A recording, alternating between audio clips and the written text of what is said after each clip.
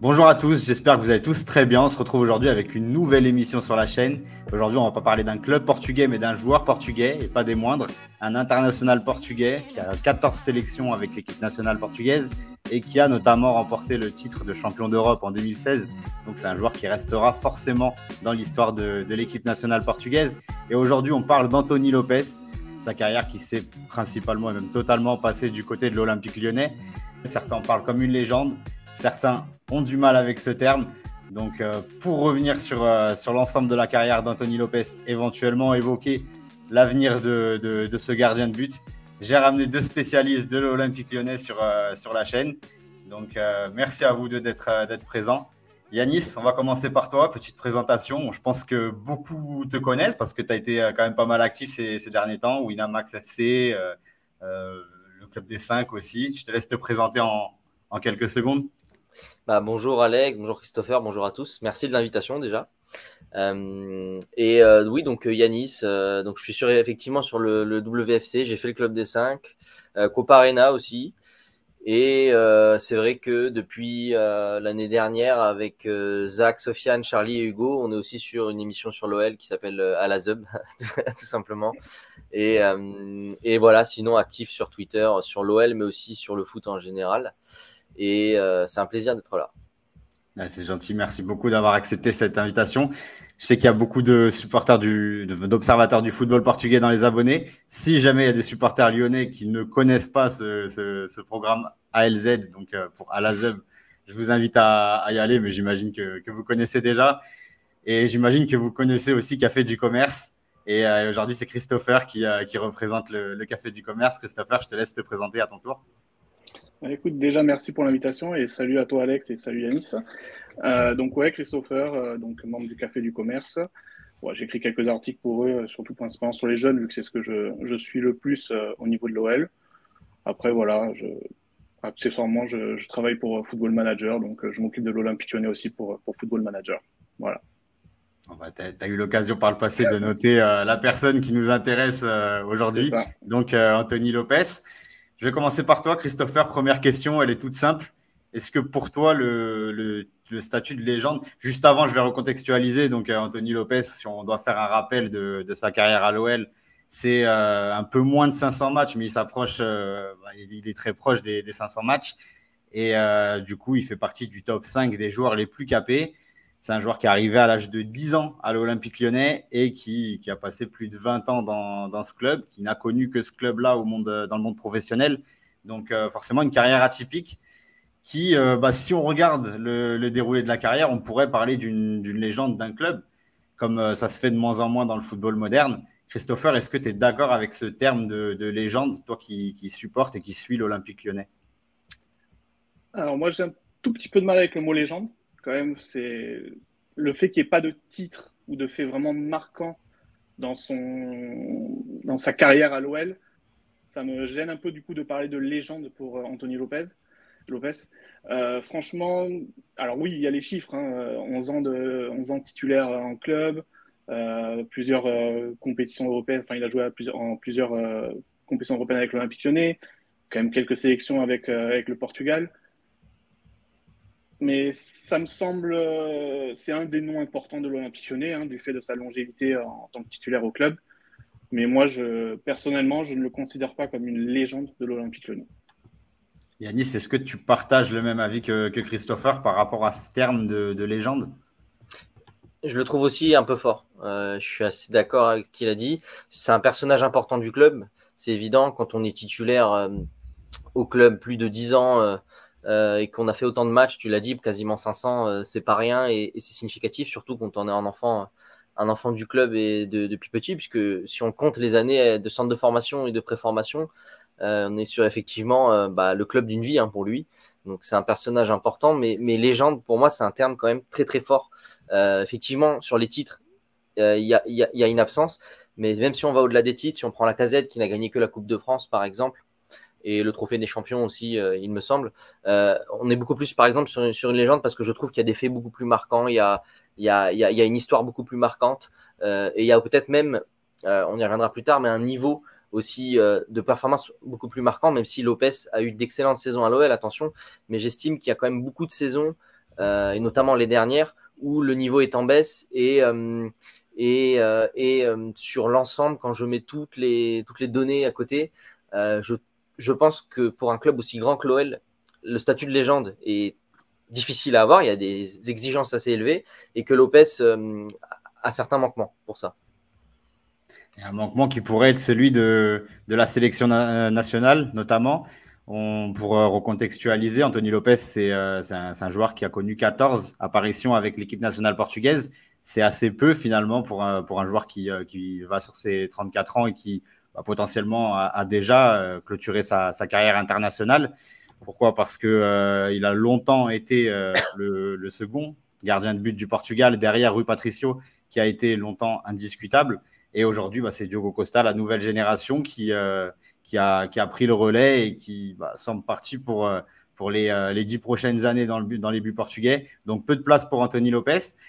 Yanis, est-ce que c'est aussi un argument, ce manque de présence sur la scène internationale, un argument qui pourrait justement faire que Anthony Lopez n'est peut-être pas le joueur légendaire qu'il aurait pu être s'il avait eu plus de présence en sélection? Alors, son histoire en sélection est intéressante, mais moi, je l'intègre pas dans mon analyse sur le fait qu'il soit une légende de l'OL ou pas, pour le coup. Par contre, je pense que c'est symptomatique de peut-être du plafond qu'a atteint Lopez, c'est-à-dire que pour moi, Lopez a été un très bon gardien de Ligue 1 à un moment, mais qu'à un moment où même nous, supporters lyonnais, on se demandait est-ce qu'il va être numéro 1 au Portugal, est-ce qu'il peut bouger Rui Patricio, et même parfois avec un petit peu de chauvinisme, dont je faisais partie, se demander s'il pouvait être numéro 1, mais en fait, je pense que Anthony Lopez n'a jamais été assez fort, il n'a jamais atteint un statut de très bon gardien européen nécessaire pour déloger un gardien comme Rui Patricio, qui n'était pas non plus un grand gardien, mais qui a été un très bon gardien dans différents clubs et en sélection. Et donc, je pense que c'est symptomatique du plafond qu'a atteint Lopez, où au final, durant sa carrière, même s'il était attaché à l'OL, il a très rarement été convoité par d'autres clubs, parce que sur son profil et sur d'autres choses, il y a peut-être des limitations pour passer le palier supérieur. Donc, je ne le prends pas comme un critère, mais je le prends comme quelque chose de symptomatique. Et toi, Christopher, est-ce que pour toi, c'est un critère pour évoquer finalement le parcours d'un joueur?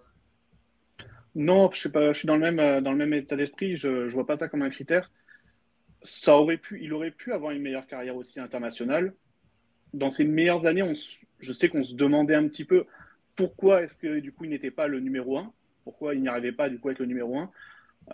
Mais après, non, il n'y a pas de. Pour moi, ça pas ça ne l'aurait pas emmené avec un meilleur statut à l'OL, parce que le statut, quoi qu'il arrive, il l'a. Donc ça n'aurait pas pour moi amélioré son statut.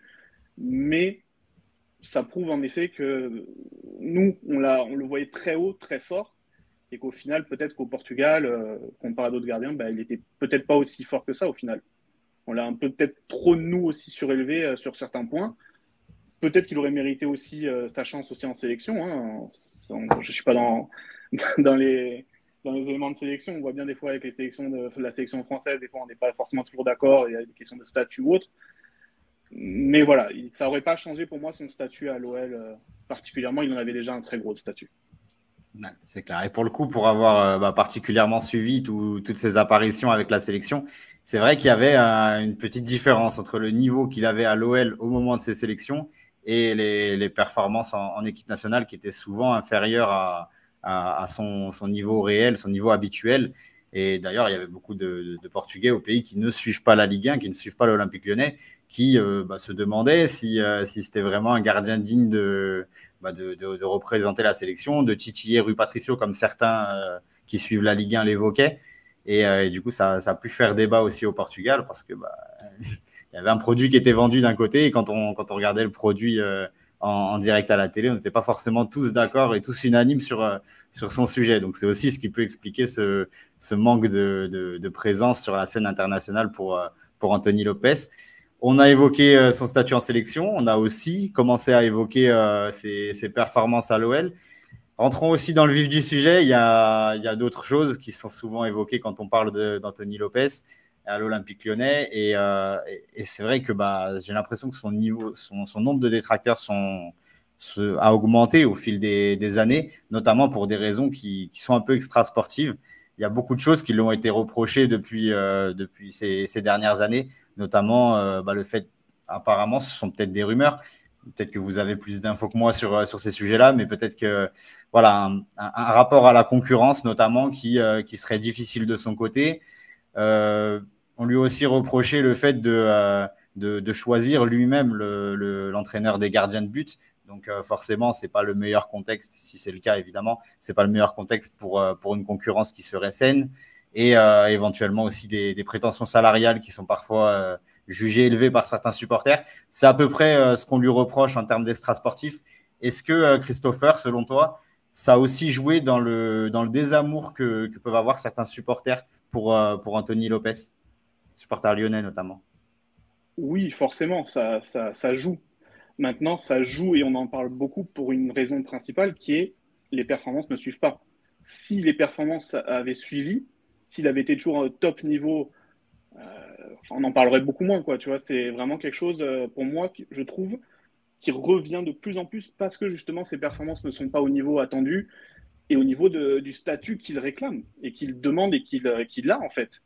Quand tu as ce salaire, quand tu choisis ton entraîneur des gardiens, quand tu ne veux pas une concurrence au sein du club, bah, tu mets et toi-même tu augmentes le curseur des attentes qu'il y a sur toi.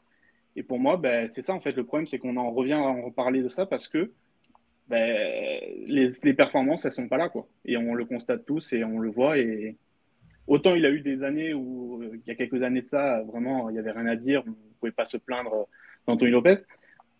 Mais là, ces dernières années, c'est quand même assez compliqué et de plus en plus, quoi. Il y a des choses vraiment, c'est de plus en plus compliqué, quoi. Yanis, est-ce que tu partages le sentiment de Christopher à ce sujet? Oui, c'est. En fait, Anthony Lopez, dans sa carrière à l'OL, il y a eu, je pense, sur les dernières saisons, beaucoup de. En fait, à partir du moment où il s'est installé, et effectivement, c'est un des meubles à l'OL, Anthony Lopez.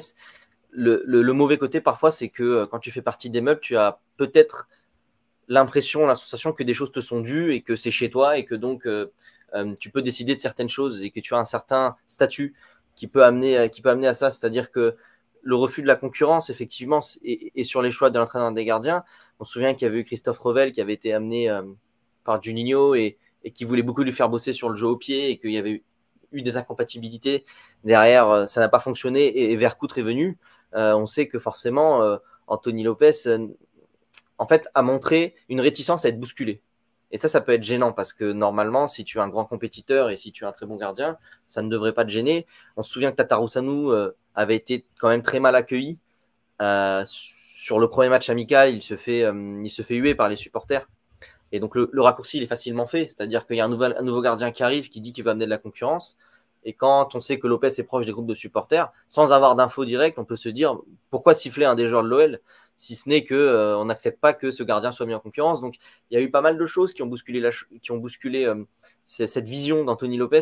Il y avait aussi eu cette histoire qui, pour le coup, est sortie, je crois, c'est une info, sur le Covid et le fait que certains joueurs ont refusé de baisser temporairement leur salaire pour aider le club, dont Anthony Lopez, ce qui est en contradiction avec l'aspect enfant du club. En fait, l'aspect enfant du club amène aussi d'autres exigences sur le rapport au club et aux supporters. Après, le désamour, je pense c'est un grand mot, c'est quand même surtout sur Twitter, où effectivement, par rapport à la trajectoire du joueur et au fait qu'aujourd'hui, il soit un peu déclassé et qu'il refuse aussi de partir, il y a des supporters qui, par rapport à ses performances, peuvent être agacés, mais si on va au stade, par exemple, on ne peut pas dire désamour, il n'est pas mal aimé par les supporters, mais je pense quand même qu'il faut faire attention à ce que l'histoire se termine bien pour lui. Plus que de garder sa dernière année de contrat et de se battre peut-être pour être titulaire, je pense que c'est surtout bien finir au club qui serait important. Ouais, mais complètement. Et je rebondis sur ce que tu as dit, qui est très important, c'est que pour être allé plusieurs fois au Groupama Stadium, parce que je suis moi-même de la région lyonnaise et supporter lyonnais au passage, je le dis comme ça, voilà, c'est fait. Je vais souvent au stade et je vois que Anthony Lopez au stade, c'est peut-être celui qui est le plus applaudi quand il y a les noms qui retentissent par le speaker et qui a tout le temps sa chanson, qui est tout le temps applaudi par les supporters.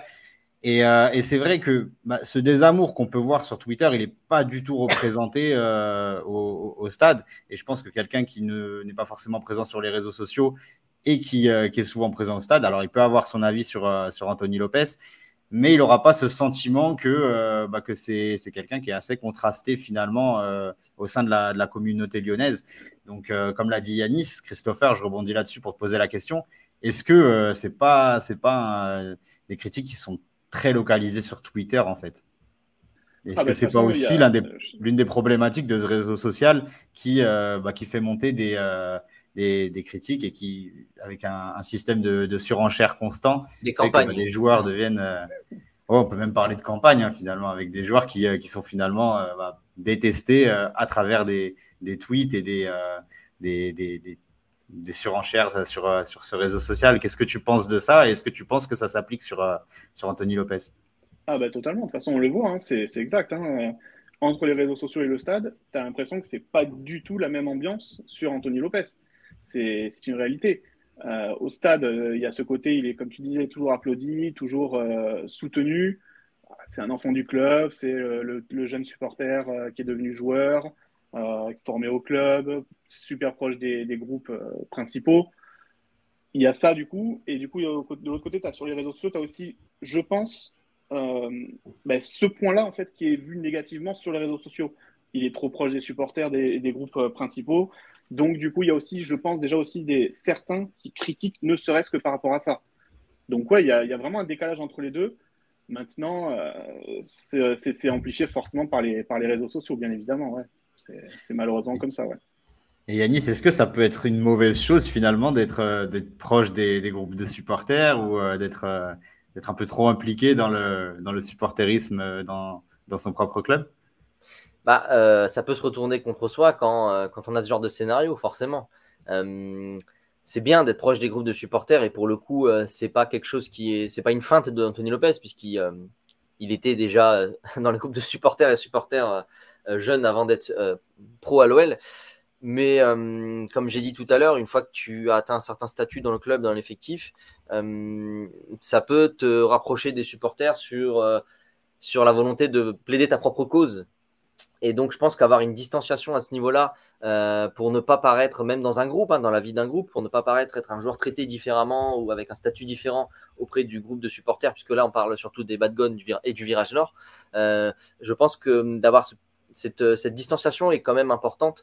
Et d'un côté, c'est difficile aussi à maîtriser pour Lopez parce que tu es proche des groupes de supporters, tu vas difficilement aussi réussir à te dissocier de ça si tu n'en as pas la volonté, non nécessairement. Donc, c'est quelque chose de délicat. Maintenant, je pense quand même que du côté de Lopez et surtout de son entourage, parce qu'on n'a pas parlé aussi de l'arrivée avortée d'Onana, où les agents de Lopez n'avaient pas été contents de cette potentielle arrivée. Je pense que du côté de l'entourage de Lopez et de Lopez, on n'a aussi pas aidé à la chose dans l'atmosphère générale autour de la position d'Anthony Lopez d'intouchable en fait. Ouais, en fait, c'est finalement ce statut-là qui peut amener certains supporters à être frustrés et à sentir que la concurrence, elle n'a pas forcément existé au cours des 11 années. Et c'est aussi expliqué par le fait qu'il a eu un niveau de performance qui était assez élevé à un moment. Ça, faut le souligner aussi. Mais ouais, j'ai l'impression que c'est vraiment ce sentiment-là qui ressort, c'est ce sentiment d'être intouchable finalement au sein d'un club de haut niveau qui, par définition, se veut concurrentiel, quoi. C'est ce qui ressort le plus. La concurrence, parlons-en. Aujourd'hui, il y en a un à l'Olympique Lyonnais, Lucas Perry, qui a signé il y a 6 mois maintenant, qui a eu 6 mois de préparation en tant que second gardien et gardien pour la Coupe de France, et qui est amené à devenir titulaire à partir de cette saison. Donc forcément, ça relègue Anthony Lopez soit au statut de deuxième gardien, soit loin de son club formateur et du club qu'il a toujours défendu. Donc c'est une situation qui est assez particulière pour Anthony Lopez, qui sera peut-être amené à quitter le club cet été. Yanis, pour toi, est-ce que le départ est inévitable? Du côté de l'OL, oui. Du côté du joueur, beaucoup moins. C'est-à-dire qu'il a aussi un salaire qui fait que pour des clubs, en fait, les clubs qui vont aller chercher Lopez aujourd'hui en termes de performance sportive ne sont pas les clubs qui peuvent donner des gros salaires. Qu'on se le dise entre nous, les clubs européens qui ont des moyens ne vont pas chercher Lopez parce qu'il ne correspond pas aux prototype de gardien recherché aujourd'hui, parce qu'il est en fin de carrière aussi. Peut-être certains vont vouloir chercher des jeunes, mais il n'a pas beaucoup d'envergure, il n'est pas très grand et il n'a pas un bon jeu au pied du tout. Et ça, la plupart des clubs européens qui jouent la Coupe d'Europe vont chercher ça aujourd'hui. On le sait, les clubs dont on a entendu vent d'intérêt, ça a été Nantes et Strasbourg notamment. Nantes n'a pas les moyens de payer son salaire, pas du tout. Strasbourg peut beaucoup plus s'en rapprocher, mais Anthony Lopez réclame, c'est sorti il y a quelques jours, 2-3 jours, réclame à l'OL son année entière de salaire, ce qui est très conséquent pour un club avec des difficultés financières comme l'OL, puisque j'ai pas envie de dire de bêtises, je pense que c'est 4 millions, autour de 4 millions peut-être, l'année de salaire de Lopez. Donc l'OL est prêt à le libérer gratuitement, ce qui permettra à Lopez d'avoir une prime à la signature et un salaire intéressant dans un autre club. Mais l'OL ne peut pas se permettre de le libérer et en plus de lui payer 4 millions. Donc là, on risque d'être dans une opposition et dans un clash entre le club et le joueur. Et ça, pour moi, c'est pas bon du tout pour Anthony Lopez parce que c'est partir par la plus petite des portes. On sait qu'il avait fait un peu ses adieux lors du dernier match championnat l'année dernière. Je pense que ça aurait été beaucoup mieux et beaucoup plus princier pour lui et pour le club de partir en bon terme là-dessus et de trouver un bon projet ailleurs, même s'il a le droit de choisir son projet, attention, il est maître aussi de son destin. Mais le fait que ça rentre encore là sur des considérations d'opposition avec le club, sur le fait qu'il ne facilitera pas un départ, je pense que ça ternit la chose. Et Christopher, est-ce que tu es d'accord avec ce que vient de dire Yanis par rapport à cette situation contractuelle? Ah bah totalement. De toute façon, le départ, pour moi, il est inévitable parce que la situation économique du club fait que tu peux pas avoir un gardien numéro 2 payer ce tarif-là. C'est impossible. Et même pour Lucas Perry, ça va être compliqué. Dès qu'il va faire la moindre erreur, qu'il va faire encaisser un but, la caméra va partir directement sur Anthony Lopez. On le sait, on s'y attend. Ça va créer une ambiance. Il va y avoir des articles, des messages qui vont passer comme quoi ah, mais voilà, il n'aurait peut-être pas fallu changer le gardien. Ben voilà, il faut peut-être remettre Lopez. Ça va être compliqué. On a déjà vu, il me semble qu'il y a un article qui est sorti aussi, pareil, il y a 2-3 jours, qui parle d'un problème de cohabitation déjà entre les deux. Ça va créer forcément des problèmes si Lopez reste pour être numéro 2 dans cette situation. Que ce soit au niveau de lui, de toute façon, même pour lui, ça doit être compliqué aussi à gérer, c'est sûr, d'être numéro 2. Tu as toujours été sur le terrain, tu vas te retrouver dans les tribunes comme ça à attendre, forcément. Et même pour Perry, pour la pression que ça va lui augmenter, lui rajouter, pardon, parce que du coup, voilà, il va être épié sur ses moindres faits et gestes et on va attendre la petite erreur pour dire ah ben voilà, ben voilà, voilà. Moi, personnellement, c'est ce qui me dérange le plus, en fait. Et comme on disait, du coup, il y a ce côté qu'il aurait pu partir après cette belle histoire, après le match à Strasbourg, parce que du coup, il ramène l'OL en Coupe d'Europe. Il a participé, il était sur le terrain, voilà, même s'il n'a pas forcément été décisif particulièrement sur ce match-là, mais il était là. L'OL termine sa saison en se qualifiant en Coupe d'Europe. Il y a les hommages quand même dans le stade, plus ou moins. Je veux dire, il y a eu quand même belle fête aussi pour lui aussi. C'était bien, c'était le moment parfait effectivement pour conclure et pour se dire voilà, il part par la grande porte plus ou moins. On oubliera peut-être, on en parlera peut-être moins des à côté, des autres choses, justement parce que la transition s'est bien faite. Là, comme elle se fait pas correctement et qu'on en est on le fait un peu jouer pour les matchs amicaux, on ne sait pas trop. Après, on estime que ok, c'est bon, c'est Perry le numéro 1, mais là, Pierre Sage vient de dire en conférence qu'il est obligé quand même d'aller voir Lopez pour lui parler, pour tout ça, parce que c'est compliqué. C'est dommage qu'on en arrive là, et pour moi, c'est inévitable. Il faudrait idéalement qu'il parte d'ici la fin du mercato. Oui. Donc, très probablement une grosse page qui va se tourner pour Anthony Lopez. Et je voulais savoir, pour terminer cette émission, quel regard vous pourriez porter à votre avis, quel regard vous pourriez porter si on se projetait dans une dizaine d'années? Christopher, quel regard tu porteras sur le parcours d'Anthony Lopez? Qu'est-ce que tu retiendras d'Anthony Lopez en tant que Lyonnais? Pour moi, il va caractériser cette période où on a sorti des joueurs du centre de formation et que c'était le projet de dire là, on n'a pas d'argent de toute façon, donc c'est les jeunes du centre de formation qui doivent sauver le club et le tenir. Donc pour moi, ce que je retiendrai, ce que j'aurais envie de retenir en tout cas de lui, c'est cette période-là du coup de Lopez avec les Umtiti, Lacazette, Tolisso, Fekir, Rémi Garde. Cette période où ils étaient on était là, on kiffait le foot avec les joueurs du centre de formation. C'est ce que je préférerais retenir et qu'on ne retienne pas justement les fameux à côté, les autres choses et les moins bonnes performances qui ont entraîné tout ça. Je préférerais retenir cette meilleure partie-là. Maintenant, ça dépend aussi un peu de lui sur comment on va retenir la fin de son histoire. Et toi, Yanis, comment tu le sens? À ton avis, qu'est-ce qu'on retiendra d'Anthony Lopez d'ici une dizaine d'années? D'ici une dizaine d'années, on aura un peu plus de recul. Je suis assez d'accord avec Christopher sur ce qu'il représente, sur l'arrivée d'une génération de jeunes joueurs. Je pense que la saison la plus marquante, ce sera celle sous Hubert Fournier où l'OL joue le titre jusqu'au bout avec une équipe qui parfois avait jusque 9 joueurs sur 11 du 11 de départ, 9 ou 10 joueurs du 11 de départ du centre de formation, où effectivement ça a été un sacré kiff. Je pense que moi sur sa carrière, difficile de savoir ce que je dirais dans 10 ans, mais je pense que sur sa carrière, je la séparerai en deux parties à l'OL.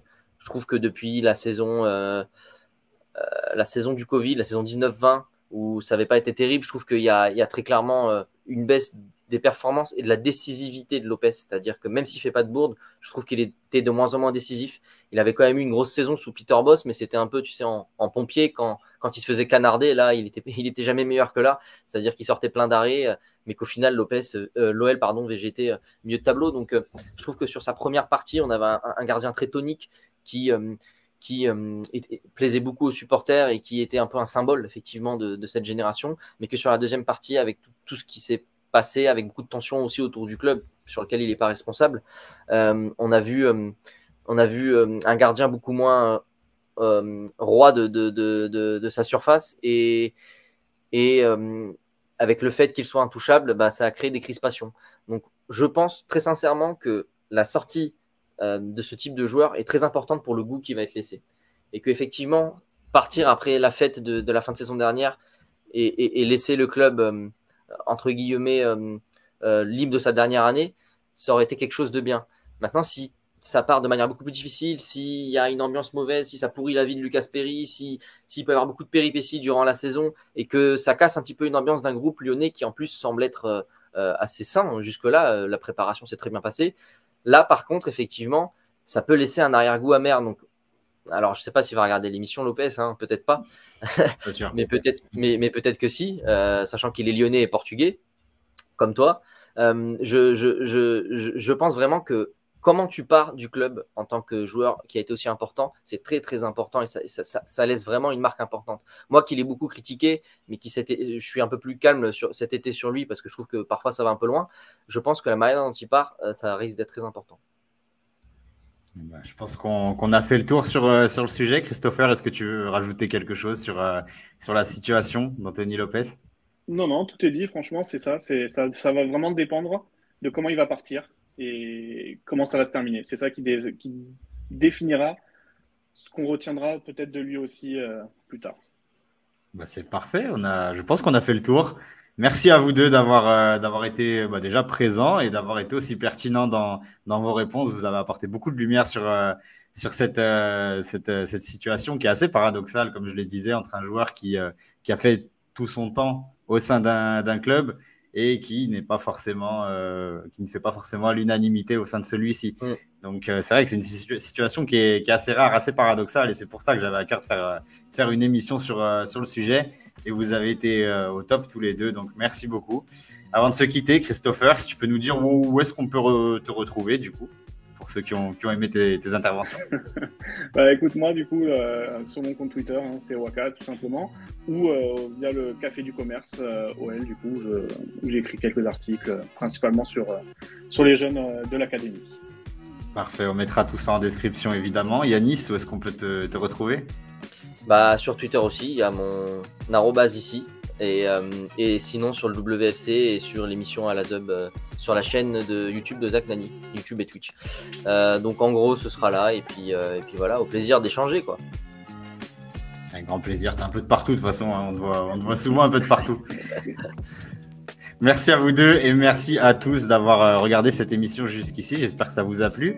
N'hésitez pas à nous dire en commentaire si vous avez été d'accord globalement avec les avis de nos deux intervenants et votre sentiment sur le parcours d'Anthony Lopez et sur cette situation paradoxale qu'on a longuement évoquée tous ensemble. Je vous dis à bientôt pour d'autres vidéos. Ciao!